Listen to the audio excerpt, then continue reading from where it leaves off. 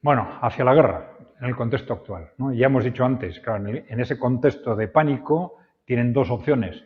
Primera, negociar y recolocarse en ese mundo multipolar. Y segundo, no aceptar ese nuevo contexto e ir a la guerra. Bien. Ya lo hemos dicho, el sistema corporativo occidental, Wall Street y la CIT es el que está en peligro existencial, no Europa.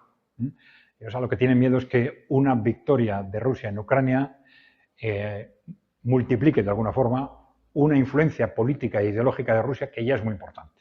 Si os habéis dado cuenta, bueno, ya hay países en los que los gobiernos, ya se les dice, son gobiernos prorrusos, ¿no? Como Hungría o Eslovaquia. Hungría, que viene de una base ideológica democristiana, Eslovaquia de una base ideológica socialdemócrata. Pero bueno, a los dos se les acusa de prorrusos. Pero es que lo mismo sucede en otros países con las distintas corrientes, digamos, populistas, ¿no? Que son populistas en los últimos años fundamentalmente populistas conservadoras, pero también cada vez más populistas de izquierda, ¿no? Como es el gobierno de Eslovaquia o el grupo político de Sara Wagenknecht, que se ha creado hace 5 meses y que han sacado un 6% aproximadamente en las elecciones. Luego lo comentaremos. Bien, pero como consecuencia de todo esto, estamos diciendo, la influencia a todos esos grupos, les dice, son grupos prorrusos, ¿no? Y es así, porque todos los que quieren plantearse algo distinto a ese sistema que se había convertido desde los años 90, ya lo hemos dicho, desaparecen de hecho la izquierda, la derecha, el centro. En la práctica se convierte en un sistema que nosotros llamamos de partido único. No se le llama así, pero en la práctica es un partido único, porque se diferencian siempre en lo secundario, pero en lo fundamental están obligados a estar de acuerdo. Entonces, los que quieren salir de ese sistema, ¿qué hacen? Pues mirar a otro sitio, mirar a los países emergentes, ¿no? Y en ese sentido, los países emergentes que lo están haciendo de otra forma, que han echado del poder a esas élites corporativas. Y en ese sentido, decía, Rusia es mucho más peligroso que China. ¿Por qué? Pues porque China tiene otra cultura. Es otra cultura histórica, otro origen religioso, otra ideología, pero Rusia es muy europeo, es demasiado europeo. Es decir, el contagio de lo que se haga en Rusia con respecto a Occidente es casi inmediato. Y por eso estos países que quieren hacer otras cosas, estos grupos políticos que se salen del marco, empiezan enseguida a mirar a Rusia como un referente. Y se les dice, es que son prorrusos. Claro, no es casualidad. No es casualidad. Bien, decíamos, ahora están en una situación de pánico porque tras 30 años de intentar someter a Rusia y luego a China, estaban seguros de que en Ucrania Rusia había caído en la trampa, ¿no? Y que este conflicto iba a significar su derrota definitiva, la derrota definitiva de Rusia y el cambio de régimen, la derrota de ese mundo multipolar emergente, ¿no?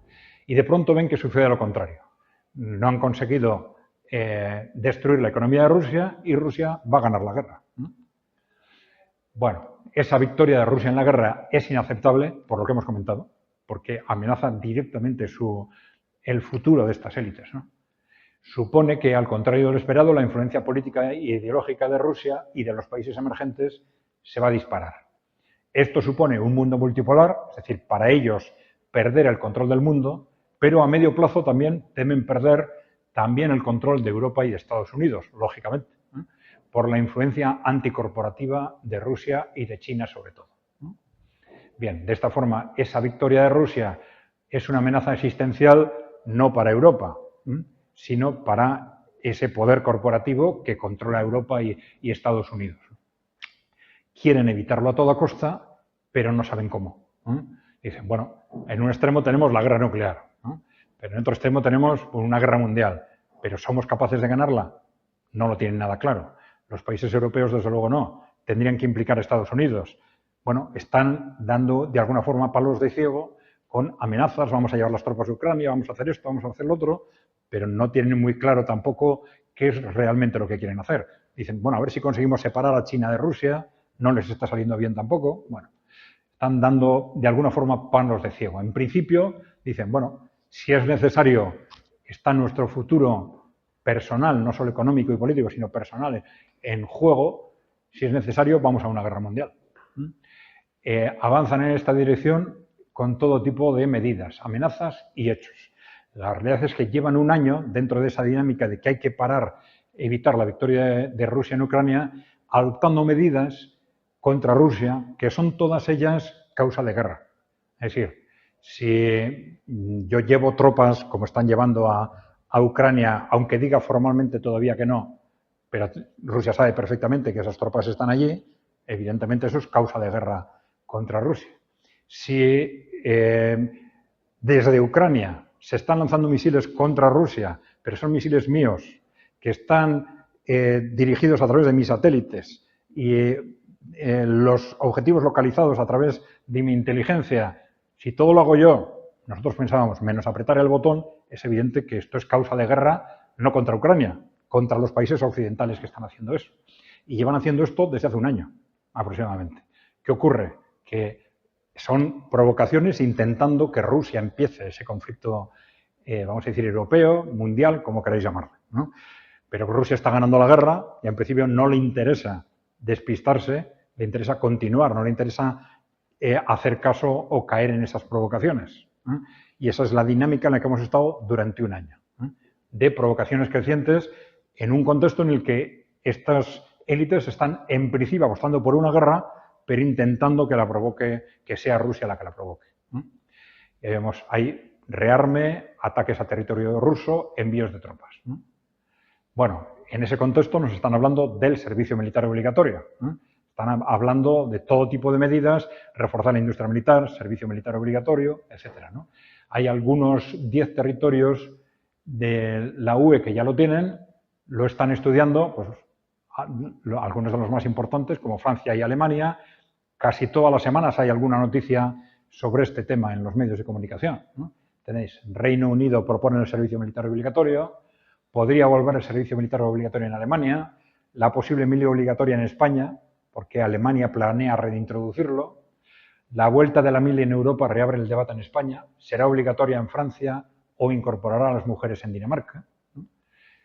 En la OTAN, servicio militar obligatorio en el flanco oriental.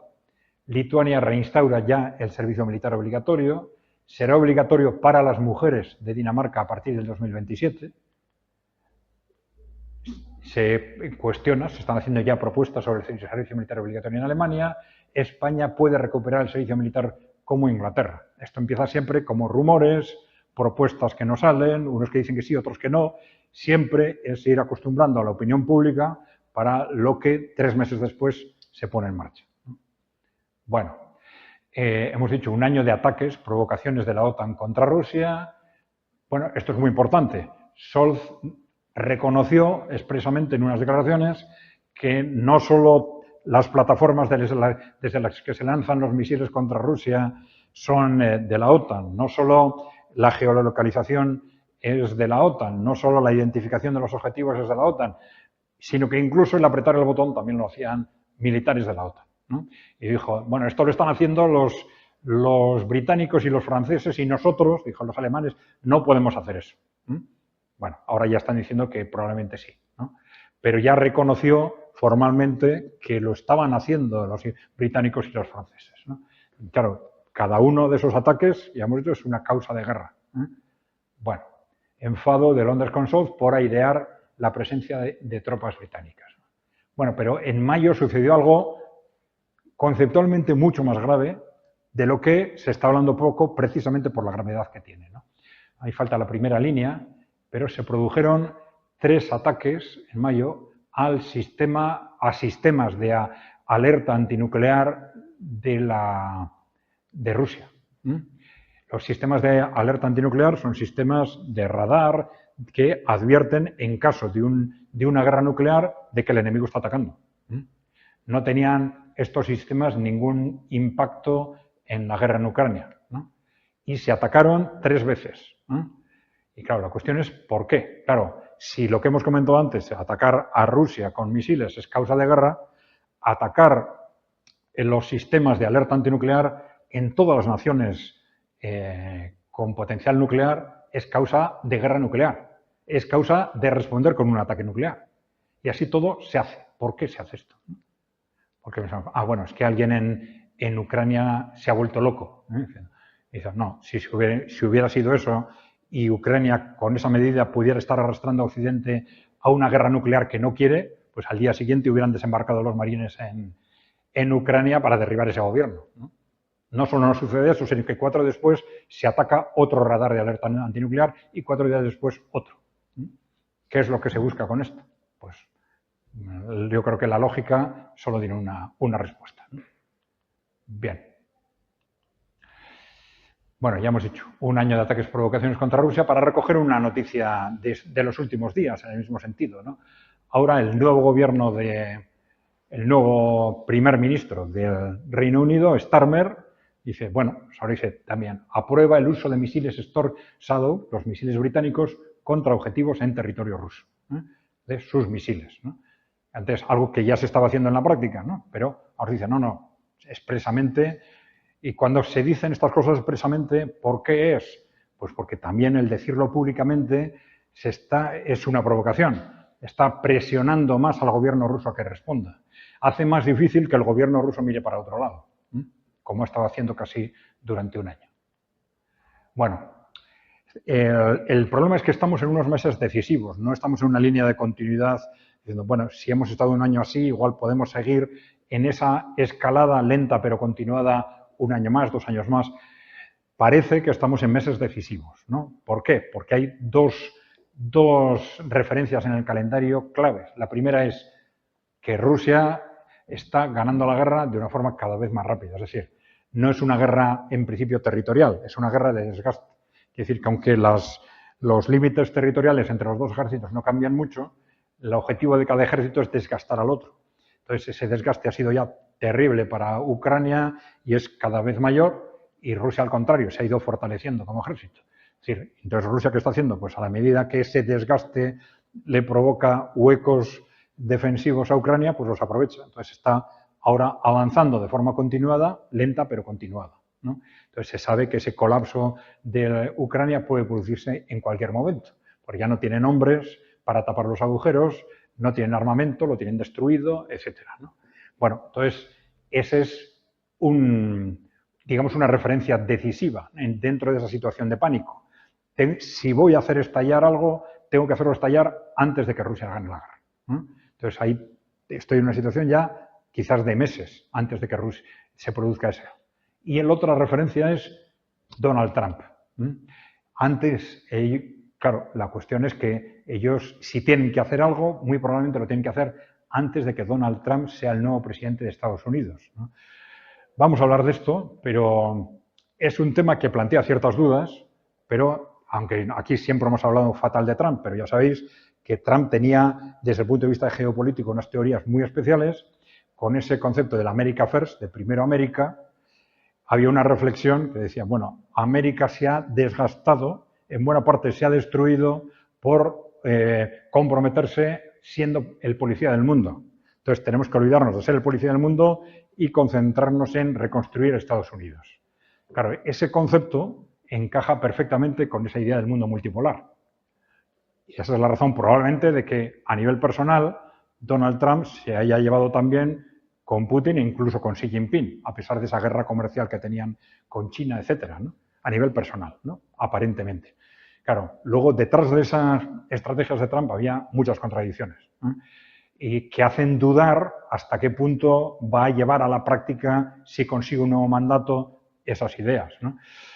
Por ejemplo, pues que frente a esa complicidad, vamos a decir, con ese proyecto de mundo multipolar, luego estaba muy directamente enfrentado, por ejemplo, con Irán, muy cercano a las políticas de Israel, muy directamente enfrentado también con Venezuela, con entornos muy cercanos y ahora cada vez más cercanos a ese mundo multipolar, ¿no? Entonces ahí hay una contradicción muy clara. Otra, que puso también como colaboradores directos suyos a personas como Pompeo o como Bolton, que eran halcones belicistas, ¿no? Y a pesar de que muchas veces se dice, joder, es el único presidente, el primer presidente en 100 años que no ha iniciado ninguna guerra, se dijo, ¿no? A pesar de que, bueno, bla, bla, bla, es bastante bocazas, aparentemente agresivo y tal, ¿no? Pero la realidad que había detrás parecía reflejar que de alguna forma estaba siguiendo ese criterio de America First, ¿no? Bueno, detrás de esto puede haber muchas cosas. Puede haber la diferencia entre el discurso y la realidad. Hay otros factores, que es, por ejemplo, que la presidencia de Estados Unidos, a pesar de la imagen que tiene, es una presidencia muy débil. porque la administración de Estados Unidos es muy compleja, tiene muchos departamentos y agencias que formalmente obedecen al presidente, pero en la práctica dependen de grupos de interés, de grandes corporaciones, etc. Además, el presidente depende de los grupos de interés que le han ayudado en las elecciones, que le van a financiar las siguientes. Entonces, bueno, es muy posible que todas esas contradicciones respondan a tener que llevarse bien con unos y con otros, ¿no? También es cierto que Donald Trump entonces era, digamos, un verso libre, un verso suelto, incluso dentro de su propio partido. No controlaba su propio partido. Fue una total sorpresa que saliera incluso candidato del Partido Republicano en las elecciones anteriores. Ahora parece que controla el partido claramente, entonces que si llega al poder, pues va a poder hacer lo que quiera o va a tener mucho más margen para hacer lo que quiera, ¿no?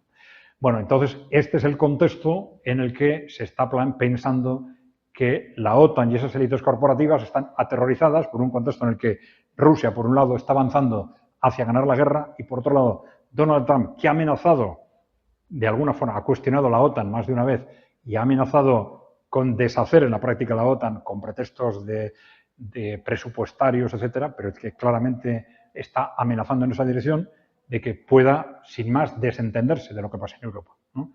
Aunque sea solo eso. Bien. Entonces, ¿este contexto qué significa? Que estamos en unos meses decisivos, en que esas élites que están en pánico pueden decir, ahora o nunca, tengo que hacer reventar el tablero antes de que suceda cualquiera de estas dos cosas. Vale. Y esto es lo que de alguna forma seguramente está acelerando en los últimos meses la agresividad, las declaraciones, los movimientos hacia un enfrentamiento directo entre Rusia y la OTAN, si queréis. Bueno, mientras tanto, pues bueno, ahí siguen movimientos de creciente agresividad, ¿no? Keir Starmer, el nuevo primer ministro del Reino Unido, advierte a Putin que la NATO, la decisión de la NATO, la decisión de la NATO es mayor que nunca a la hora de enfrentarse a la amenaza de agresión rusa. Y desde el otro ámbito, por ejemplo, tenéis un movimiento muy importante que se ha producido. China ha empezado a realizar maniobras en Bielorrusia. Bielorrusia ya sabéis lo que es, ¿no? Es un estado de 10 millones de personas que está entre Rusia, Ucrania, Polonia y Lituania, ¿no? Y que ahora, sobre todo desde el año 2020, es un aliado estratégico de Rusia, ¿no? Entonces, siempre ha tenido muy buenas relaciones con China y ahora ha habido un desplazamiento de soldados chinos a Bielorrusia en concreto, ¿no? Los chinos también están advirtiendo, ojo, que también estamos nosotros aquí.